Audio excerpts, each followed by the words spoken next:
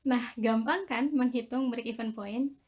Hari ini kita sudah tahu bagaimana cara menghitung kondisi suatu perusahaan untuk mencapai titik break-even point, di mana break-even point adalah suatu kondisi perusahaan tidak memperoleh laba dan tidak memperoleh rugi.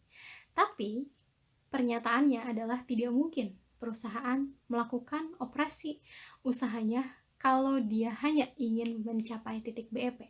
Saya rasa nggak usah bikin perusahaan, mending kerja bakti aja kalau misalnya nggak mau cari laba, gitu kan. Jadi titik BEP ini hanyalah awal pertimbangan berapa laba yang ingin kita capai.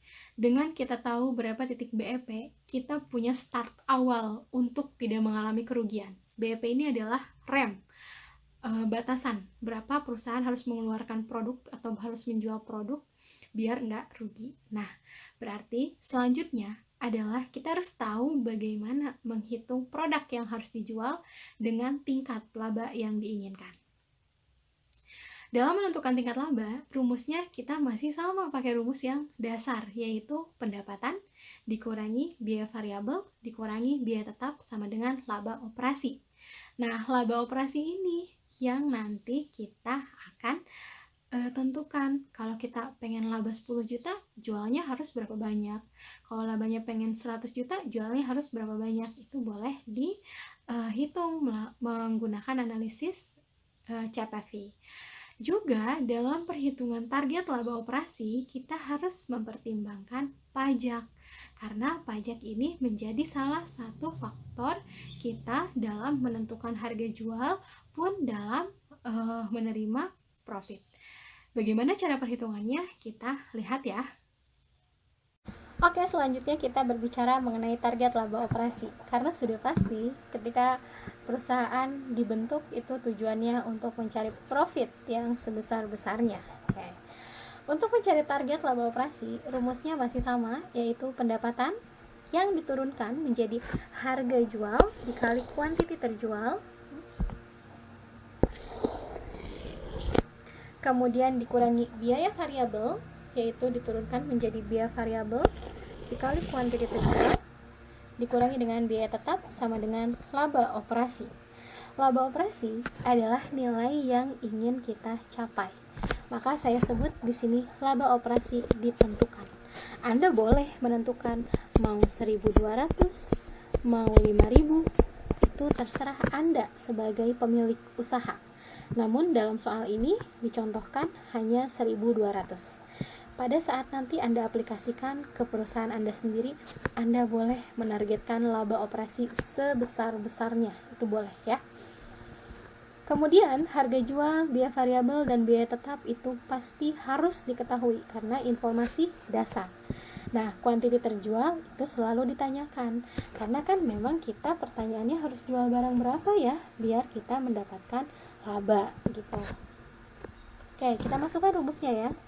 Harga jual adalah 200 dikali Q dikurangi 120 dikali Q dikurangi 2000. Maka laba yang diinginkannya adalah 1.200. Ini diinginkan ya. Sehingga 200 dikali Q adalah 200 Q, 120 dikali Q adalah 120 Q, sama dengan 1.200 ditambah 2000. 2000-nya akan pindah haluan ke sini ya. Sehingga 80 Q sekarang jadi 3.200. Artinya Q adalah 3.200 dibagi 80. Ini adalah proses matematika ya.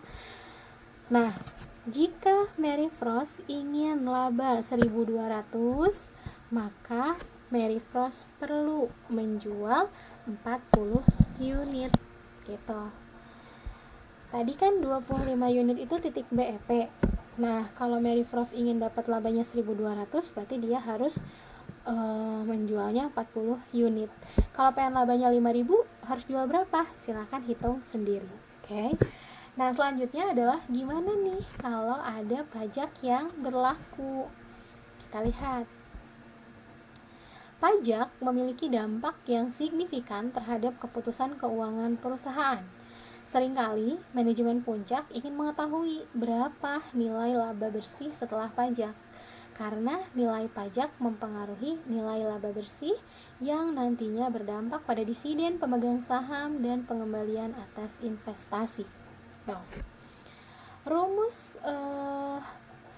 mencari laba operasi dengan adanya pajak menjadi pendapatan dikurangi biaya variabel dikurangi biaya tetap sama dengan laba operasi dikurangi pajak. Sini ya. Nih. Jadi, pendapatan dikurangi biaya variabel dikurangi biaya tetap sama dengan laba operasi. Laba operasinya ini jadi diturunkan target laba bersih dibagi 1 dikurangi persen pajak. Jadi laba operasinya yang tadinya 1 kesatuan, sekarang mah ada pembaginya. Target laba bersih dibagi 1 dikurangi persen pajak. Kita lihat contoh soal ya. Masih tetap ya, harga belinya 120, tadi sewa tempat atau biaya tetapnya 2000, harga jualnya 200, laba bersih yang diharapkan adalah 960. Ini sudah laba bersih ya, bukan laba operasi. Kalau laba operasi itu laba yang sebelum dikurangin pajak. Kalau laba bersih mah labanya sudah dikurangi pajak. Nah, tarif pajak yang berlaku itu 40%. Kalau di Indonesia, tarif pajak yang berlaku itu macam-macam ya. Ada PPN 10%, ada juga pajak untuk perusahaan 25%. Nanti bergantung pajak yang mana yang ingin digunakan gitu. Oke, kita masukkan ke rumus ya. Pendapatan adalah 200 dikali Q karena dari harga jual dikali quantity. Biaya variabel adalah 120 dikali Q, yaitu dari harga beli dikali Q.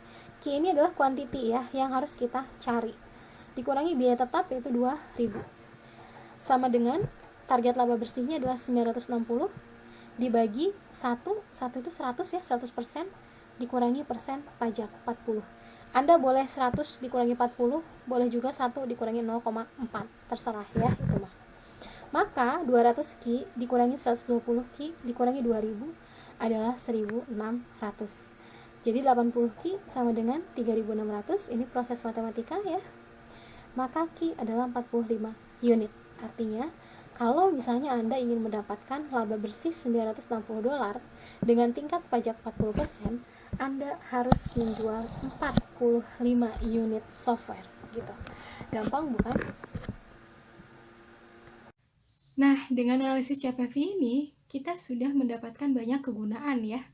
Jadi, adanya cost volume profit analysis, kita sekarang sudah tahu berapa produk-produk yang sebaiknya harus kita jual ketika kita menghadapi suatu kondisi perusahaan.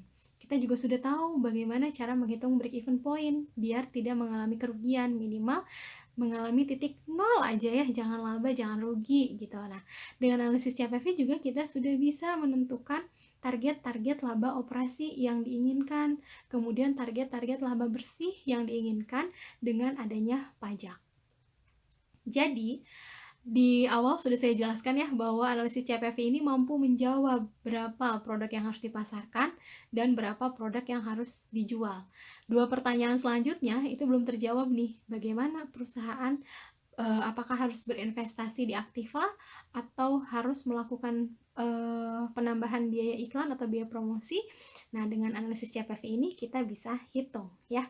Oke, konsep yang harus selalu dipegang adalah Anda harus bisa membedakan biaya variabel dan biaya tetap. Karena nanti dalam menentukan produk yang harus dijual, itu komponen yang akan berubah atau yang akan naik dan turun itu adalah biaya variabel dan biaya tetap. Jadi harus bisa membedakan nih, sekiranya biaya iklan ini biaya variabel apa tetap ya. Kemudian biaya bahan baku nih variabel atau tetap ya, itu adalah untuk menghitung nanti di analisis CPV. Analisis CPV yang akan kita pelajari sekarang adalah perlu nggak sih kita melakukan promosi iklan dan bisa nggak sih kita menaikkan atau menurunkan harga? Nah, biar lebih gampang, yuk kita lihat bagaimana simulasi pengerjaan soalnya.